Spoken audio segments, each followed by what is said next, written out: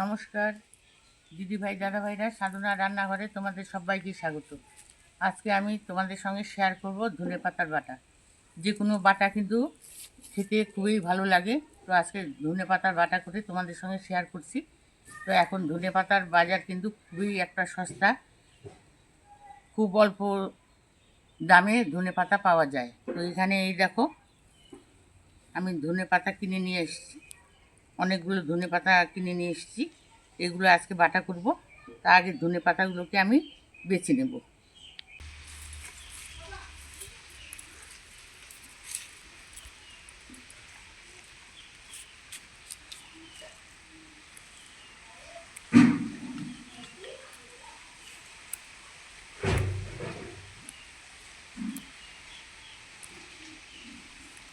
এই দেখো, ধনেপাতাগুলোকে আমি বেছে নিচ্ছি। এই ডাঁটিগুলোকে বাদ দিয়ে দিব আর পাতাগুলোকে বেছে নেব।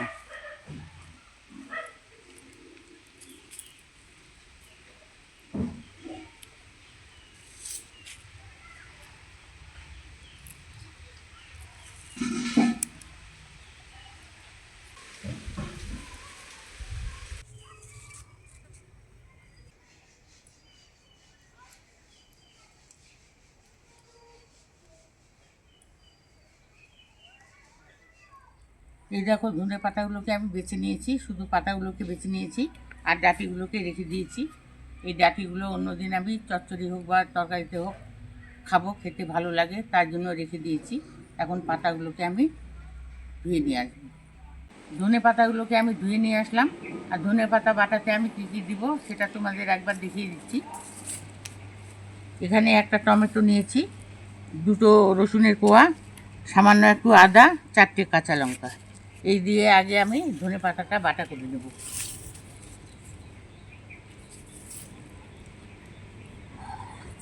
আমি কিন্তু শিলনোড়াতে বাটা করছি, তোমরা চাইলে মিক্সিতেও বেটে নিতে পারো। তো শিলনোড়ায় বাটা করলে এর স্বাদটা কিন্তু খুবই ভালো লাগে।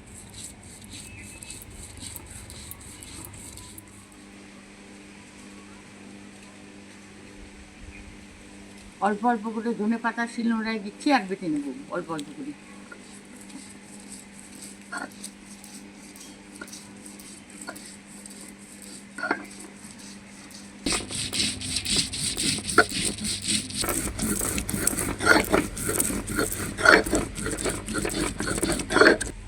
এই দেখো দিদিভাই দাদাভাইরা, ধনে পাতাটাকে বেটে নিলাম।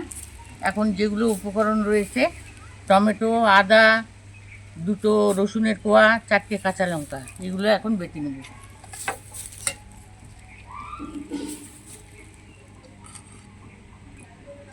একসঙ্গেই বেটে নিচ্ছি।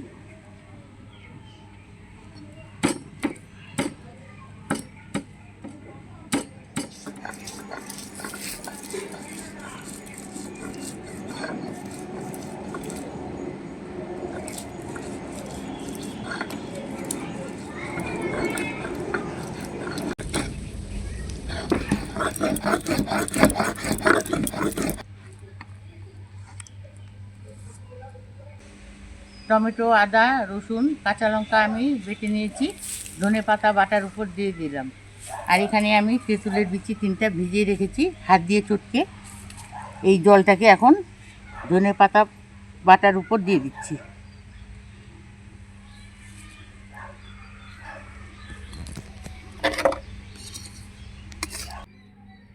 তিনটি তেঁতুলের বীজ হাত দিয়ে চটকে কিন্তু আমি এখানে দিয়ে দিলাম রসটা।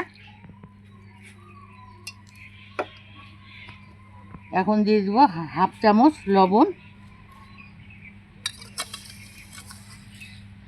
স্বাদের জন্য চিনি হাফ চামচ দিয়ে দিচ্ছি, সরষের তেল হাফ চামচ দিয়ে দিচ্ছি। এখন ধনে পাতার বাটাটাকে হাত দিয়ে আমি ভালো করে মেখে নেব।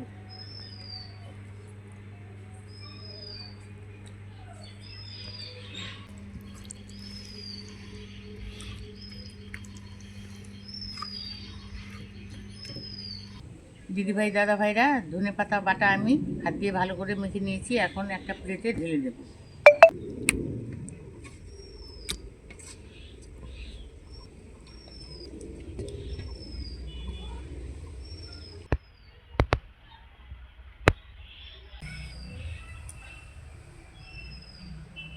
দিদিভাই দাদাভাইরা, আজকে যে আমি ধনেপাতার বাটাটা তোমাদের সঙ্গে শেয়ার করলাম একটু অন্যরকমভাবে। গরম ভাতে খেতে তো ভালো লাগবে, উপরন্ত রুটি, পরোটা, নান, মোমো, চাউমিন সব কিছুর সঙ্গে খেতে ভালো লাগবে। আশা করি তোমরাও এইভাবে বাটা তৈরি করে খাবে, খুব ভালো লাগবে। তো আজকের জন্য এখানেই শেষ করে দিচ্ছি। তোমরা ভালো থেকো, সুস্থ থেকো। পরের দিন ফিরে আসবো অন্য কোনো রেসিপি নিয়ে। আজকের জন্য টাটা।